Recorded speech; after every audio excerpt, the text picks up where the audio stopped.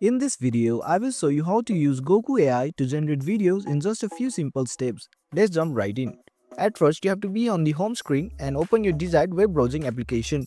For me, it's Google, so tap on it. In the Google search bar, you have to type in Goku AI and it will get you to this interface. In order to generate video, you have to tap into the icon logo at the top right corner.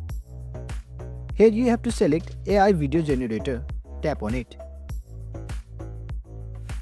In the search bar, describe the video you want in detail. For example, a futuristic city with flying cars and glowing neon lights. Tap on it.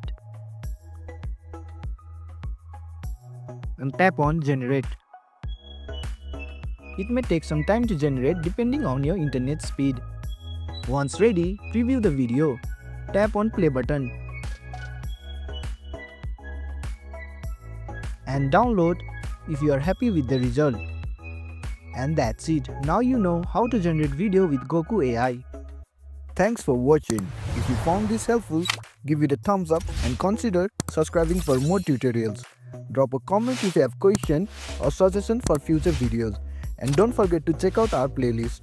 See you in the next one.